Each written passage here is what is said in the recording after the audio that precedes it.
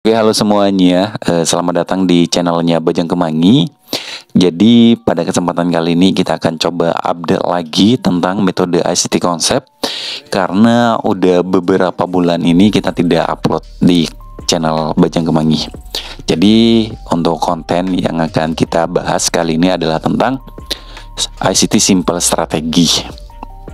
Jadi yang simpel-simpel aja yang saya pakai sehari-hari. Oke, fokus pada satu strategi yang konsisten, pahami dengan mendalam, dan jalankan dengan disiplin. Kesederhanaan dan konsistensi adalah kunci keberhasilan. Jadi maksudnya di sini teman-teman, jangan terlalu ribet menggunakan metode ICT Concept. Ambil satu teori dan jalankan dengan disiplin. Harus sesederhana itu teman-teman trading. Jangan bikin ribet, udah ribet pusing. Oke, lanjut. Oke, jadi untuk metode bukan metode. Jadi untuk pembahasan tentang konten kali ini adalah yang pertama itu ada narasi, yang kedua itu bias, yang ketiga adalah time frame, yang keempat adalah PD array, yang kelima smart money reversal, yang terakhir yaitu market maker modeling. Oke, kita mulai dari narasi terlebih dahulu. Oke, narasi pasar itu merujuk pada cerita atau penjelasan yang digunakan untuk menggambarkan dinamika pasar dan memberikan wawasan tentang faktor-faktor yang memengaruhi pergerakan harga suatu aset atau pasar secara keseluruhan. Dalam konteks ini, ICT menggambarkan bahwa pasar bergerak antara dua hal, mencari likuiditas, baik melalui buy stop atau sell stop, serta menyeimbangkan harga menuju fair value gap. Oke, ini adalah narasi. Yang kedua adalah IRL dan ERL. Nah, di ICT harga bergerak karena dua hal, yaitu mencari liquidity, buy stop atau sell stop, high atau low, dan rebalance price ke area fair value gap. Nah, harga hanya bergerak kedua arah, yaitu external range liquidity ke internal range liquidity, dan begitu juga sebaliknya. Oke, external range liquidity itu adalah area tertinggi atau terendah, high atau low, dan internal range liquidity adalah fair value gap. IRL ke IRL itu adalah retracement. Ketika external range liquidity diambil, maka fair value gap IRL menjadi draw on liquidity selanjutnya. Nah, kalau IRL ke IRL itu adalah continuation, yaitu ketika fair value gap sudah diseimbangkan, high dan low IRL menjadi draw on liquidity selanjutnya atau menjadi target. Ini adalah bearish skenario, yaitu ketika IRL sudah diambil, maka market akan bergerak ke IRL. Nah, setelah market sudah berada ke IRL, maka selanjutnya market akan bergerak ke external range liquidity. Jadi pahami ini internal to external. Kalau bullish skenario, eksternal sudah diambil, lalu menyeimbangkan harga ke internal range liquidity, yaitu fair value gap. Setelah menyeimbangkan harga, market itu akan bergerak ke external range liquidity. Bagaimana membingkai bias? Jadi tanyakan pada diri sendiri, mengapa harga harus naik atau turun? Alasannya kenapa? Kenapa market akan naik ke sana? Kenapa market akan bergerak turun? Jadi alasannya apa? Itu harus jelas, teman-teman. Yang kedua adalah bagaimana harga harus naik atau turun untuk mencapainya. Ini adalah metode, teman-teman. Jadi bagaimana harga harus naik? Kenapa nih? Bagaimana sih caranya market ini akan menuju ke area draw on liquidity? Bagaimana market itu akan bergerak ke area ini atau ke area itu? Itu harus ada alasannya, teman-teman. Oke, kita ambil contoh. BTC USD. Alasan mengapa market harus bergerak turun. Nah, alasannya itu akan ke area fair value gap. Area fair value gapnya belum harga ini belum diseimbangkan, belum rebalance. Nah, harga harus turun karena harga bergerak hanya kedua arah, yaitu internal range liquidity ke external range liquidity dan sebaliknya. Dan saat ini harga berada di external range liquidity.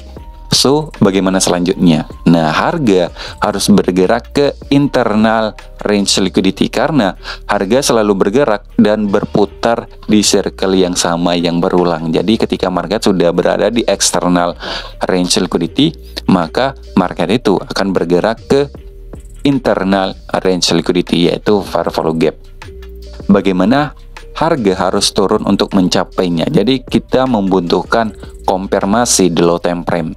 Saat ini harga berada di external range liquidity high time frame dan sudah menyapu likuiditas. Nah, harga harus membuat konfirmasi CISD untuk harga bisa delivery ke draw on liquidity fair value gap. Jadi di atas sini ke area high yang ada di sini kita membutuhkan konfirmasi, yaitu CISD di low time frame-nya.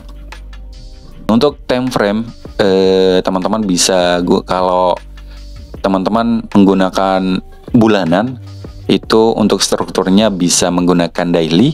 Tapi kalau mingguan, teman-teman bisa lihat untuk strukturnya di H4.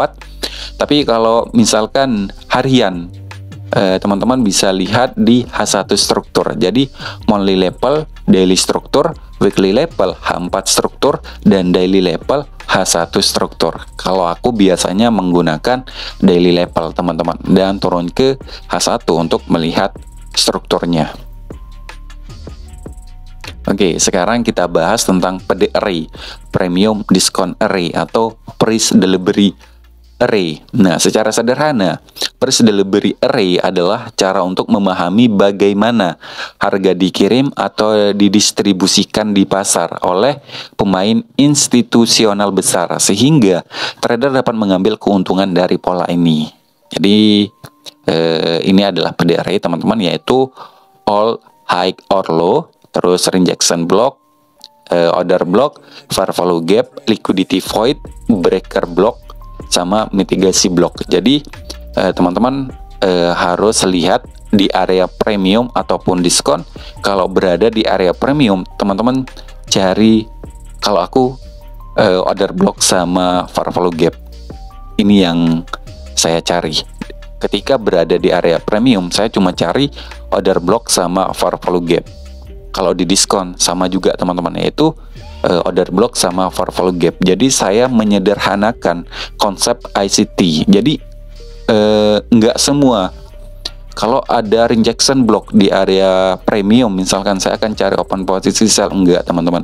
Saya cuma fokus di area internal range liquidity.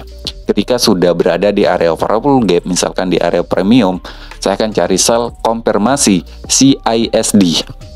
Begitu juga sebaliknya, misalkan di diskon sudah berada di area fair value gap, saya akan cari konfirmasi CISD. Tapi misalkan ada liquidity void, breaker block, itu enggak, teman-teman. Aku cuma cari order block sama fair value gap. Ini secara pribadi. Teman-teman bisa lihat semua PD array, rejection block, bearish order block, atau liquidity void. Teman-teman bisa aja menggunakan PD array itu, tapi kalau aku pribadi menggunakan order block sama fair value gap, itu sudah cukup. Smart money reversal.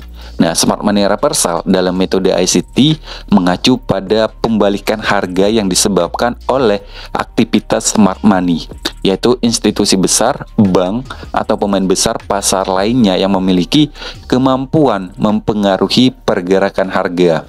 Di dalam metode ICT, smart money reversal adalah momen ketika harga menunjukkan tanda-tanda bahwa pemain besar ini mengalihkan posisi mereka yang seringkali berlawanan arah dengan tren saat ini. Jadi Smart money reversal itu adanya turtle shop, terus konfirmasi CISD atau market structure shift, dan yang ketiga itu berada di dalam time base, yaitu berada dalam zona waktu tertentu.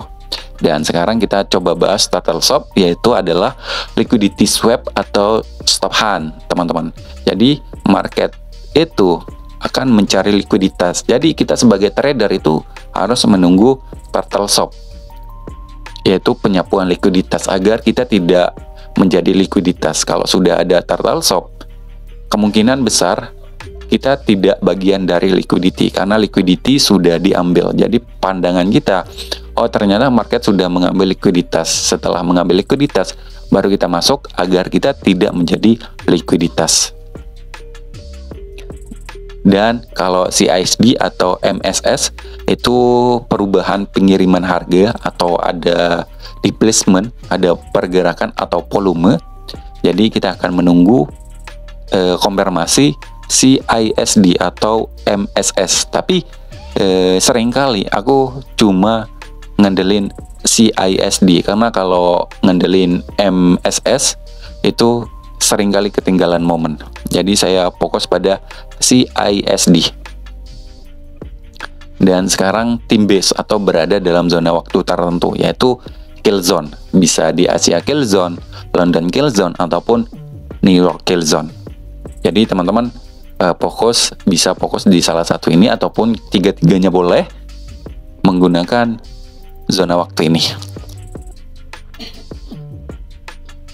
Oke, dan sekarang yang terakhir adalah market maker modeling.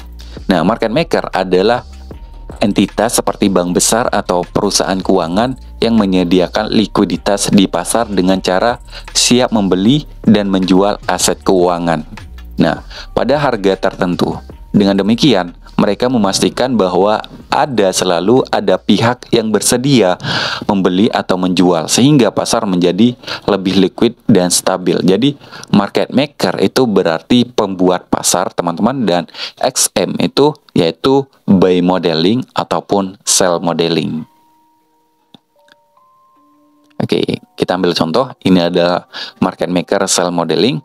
Ini ada original konsolidasi, terus consolidation atau akumulasi, terus reakumulation ke original konsolidasi. Nah, di area atasnya di sini kita akan tunggu CISD untuk konfirmasi penurunan. Jadi di sini market maker sell modeling. Jadi market itu menggerakkan pasar turun. Nah, kalau market maker buy modeling seperti ini sama aja dengan sell modeling, tapi di sini naik, yaitu ada akumulasi, reakumulasi, terus distribusi ke area buy stop likuiditas. Oke, sekarang kita beralih ke example-nya atau contohnya. Selalu mulai dari time frame yang lebih besar, teman-teman, atau high time frame. Kalau aku biasanya di daily time frame. Nah, di daily di sini kita harus melihat narasinya, apakah trennya itu lagi bullish atau bearish. Nah, di sini saya ambil contoh di Bitcoin USDT. Teman-teman bisa lihat nanti di chart masing-masing contohnya. Nah, di sini di daily itu narasinya bergerak naik. Nah, di sini setelah menyentuh area order block, market naik. Setelah menyentuh area overfollow gap, market naik. Dan di sini di area atasnya di sini sudah berada di area terbawahnya, yaitu berada di area overfollow gap. Oke, di sini di daily narasinya kita sudah ketahui bahwa market itu lagi bullish trend. Oke, dan sekarang kita perbesar candlenya. Di sini market itu bergerak dua arah seperti yang saya katakan tadi, yaitu eksternal to internal, internal to eksternal. Ketika market itu sudah bergerak ke eksternal, maka kemungkinan market akan bergerak ke internal untuk menyeimbangkan harga. Nah, setelah menyeimbangkan harga di sini, pasti teman-teman, market itu akan bergerak ke eksternal. Jadi, market itu cuma bergerak ada dua, yaitu internal to external, external to internal. Jadi fokus di dua ini aja.